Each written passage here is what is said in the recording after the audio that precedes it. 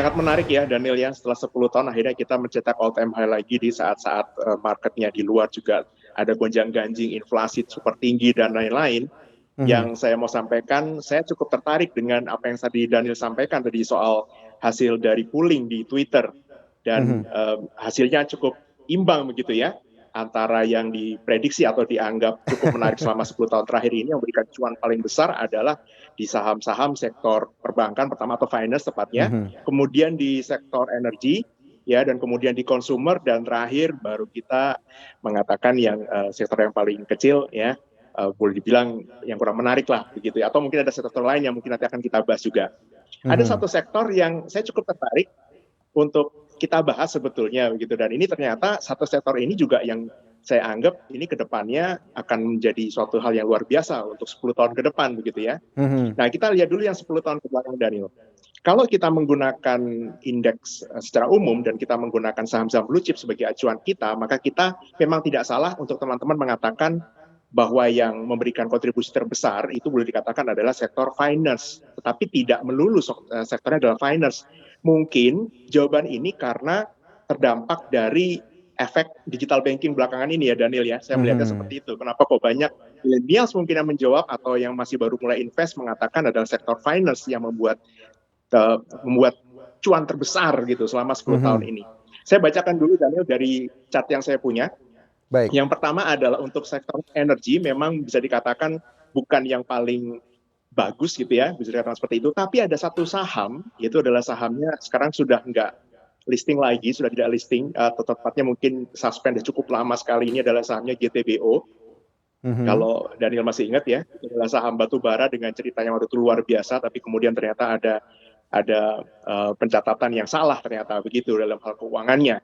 Dan itu Mhm. sempat naiknya, saya ingat sekali dari sekitar 500, 600, sampai kemudian naiknya ke 7 ribuan. Itu naiknya dari 10 kali lipat dalam tempo yang cukup singkat waktu itu.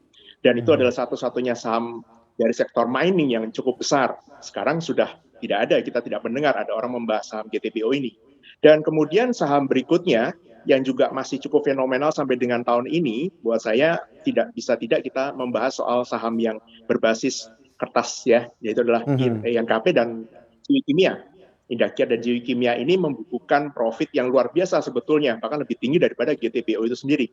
Kalau kita bandingkan dengan saham-saham finance yang teman-teman voting, mungkin kita bisa bahas secara umum adalah BRI dan BCA sendiri, itu kenaikannya cuma sekitar 300, cuma tanda kutip gini ya, cuma 300 sampai dengan 200 sampai dengan 300% Daniel.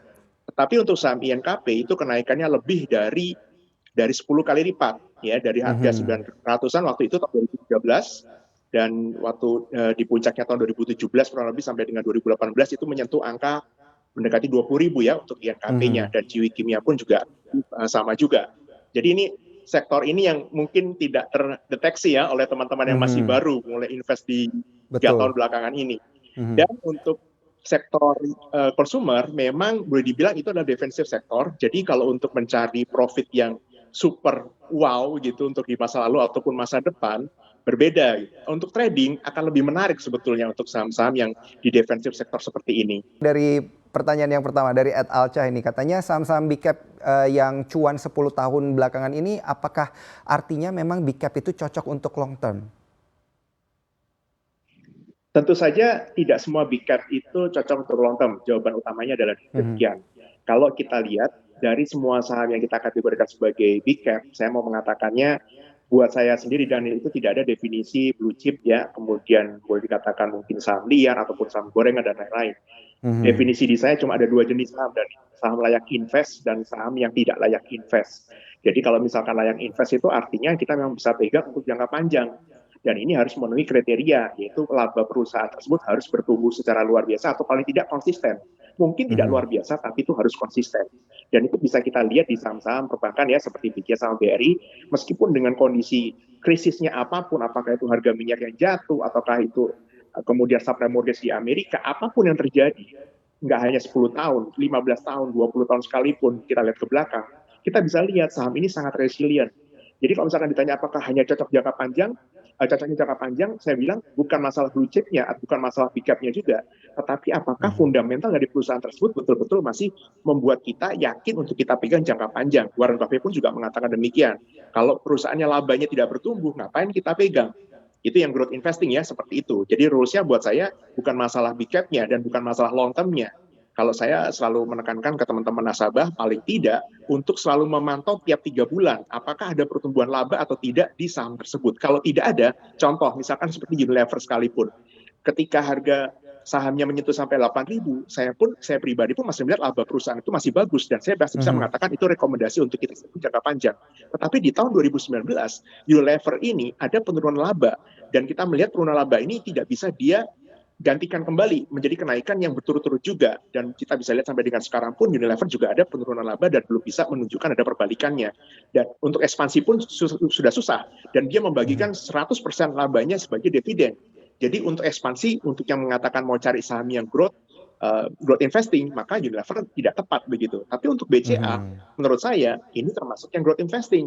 Labanya masih bertumbuh, dividennya juga masih ada, gitu kan, masih ada juga, dan mereka masih punya prospek jangka panjang. Jadi sekali lagi bukan masalah big cap-nya hanya jangka panjang, tapi Mhm. saham mana yang betul-betul apakah itu big cap, apakah itu small cap. Contohnya hari ini yang tadi kita bahas sebelumnya, Daniel, kita bahas MTDL begitu ya. Labanya dia luar biasa, dividennya dia itu nggak kalah sama kalau kita itu pakai tahun lalu ya, dividen dia tidak Mhm. kalah dengan kalau kita naruh uang kita di tabungan ataupun deposito. Jadi sambil nunggu harga sahamnya naik, kita dapat dividen. Kurang apa lagi? Itu combo yang bagus banget buat saya seperti itu. Pada Sobat Cuan, yaitu tren teknologi yang berkembang pesat ini apakah 10 tahun lagi masih oke? Berarti kalau memang 10 tahun ini masih oke, Pak Ian, tahun 2021 ini baru awal begitu ya? Betul, betul sekali Mhm. Daniel. Saya sepakat dengan itu. Pertanyaan itu memang saya bisa katakan itu merangkum dari pembicaraan kita pada hari ini gitu ya. 10 tahun kemarin seperti apa, 10 tahun ke depan seperti apa. Yang kita harus antisipasi adalah memang digital ini sesuatu yang luar biasa dan mau tidak mau nanti akan arahnya pasti ke sana semua, sebetulnya begitu. Dan Mhm. yang harus kita waspadai, apakah yang kita beli itu cuma hype atau betul-betul ada strong fundamental yang sudah terbukti di dalamnya. Baik. Seorang yang punya pikiran seperti Warren Buffett, itu dia sangat-sangat mementingkan pembuktian terlebih dahulu. Dia tidak membeli saham Apple di tahun 90-an, bahkan Michael Burry ketika itu sudah mengatakan ini harusnya ini sahamnya sahamnya si Buffett gitu ya, Warren Buffett harusnya membeli Mhm. saham Apple ini, tapi Warren Buffett baru membelinya tahun 2016. Dia tidak takut untuk telat karena buat dia lebih mementingkan konsistensi dari profit itu sendiri. Nah, buat kita agak sedikit, saya yakin bahwa pendekatan di sini pun saya harus jawabnya secara dua hal ini. Yang pertama, apakah kita sebagai trader atau kita sebagai investor. Kalau kita sebagai trader, saham-saham yang kita sebut tadi untuk perkara dengan digital ya, hal berkaitan dengan digital, maka saya mengatakan ini masih punya cerita untuk menengah sampai dengan tahun depan, paling tidak masih ada cerita, Daniel. Tetapi untuk Mhm. saham-saham yang memang nantinya untuk invest gitu ya, maka kita harus bertanya dulu. Misalkan contoh begini mas saya, kita misalkan membeli saham BBYB atau Arto ini, dan kemudian ternyata secara teknikal dia break support, maka kita harus memantau apakah saham tersebut masih memberikan potensi pertumbuhan luar biasa atau tidak dari segi fundamentalnya. Kalau memang ternyata cukup mahal, maka saran saya adalah kita cut loss terlebih dahulu bahkan. Misalkan itu yang harus dilakukan, ya kita harus cut loss, kita harus menyadari bahwa itu hanya untuk trading, tidak untuk investasi. Tetapi untuk saham-saham yang sudah membuktikan keuangannya, jadi Mhm. contohnya hari ini saya tadi ada dua saham yang tadi Daniel sudah catat, ada Baik. Arto kemudian BBYB, kita boleh point note sebagai ini saham yang sudah membuktikan bahwa dia bisa profitable, Daniel, betul ya? Tapi Mhm. untuk BBYB kan belum.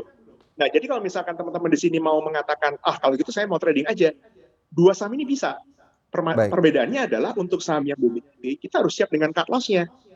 Tapi untuk saham yang Mhm. Arto, mungkin karena masih ada cerita dan kemarin sudah profitable, kita mungkin masih bisa hold nih saham ini. Bahkan kalau misalkan turun, kita masih bisa nambah lagi. Nah, ini ada perbedaannya, Dani. Nah, secara Baik. umum, secara ringkasan, secara grand story-nya, yang soal digital sendiri, saya mau kembali lagi ke MTDL, begitu. Mhm. Ini saham dibandingkan teman-teman silahkan melihat ke fundamentalnya masing-masing kita bahas ya, Arto, kemudian BBYB, kemudian MTDL itu sendiri, begitu ya. Silahkan Baik. dibandingkan dengan nilai bukunya, dibandingkan dengan PE rasionya gitu, PBV-nya, price to book value maupun PE rasionya, maka bisa kelihatan sebenarnya yang jauh masih lebih menarik adalah MTDL itu sendiri. Sekali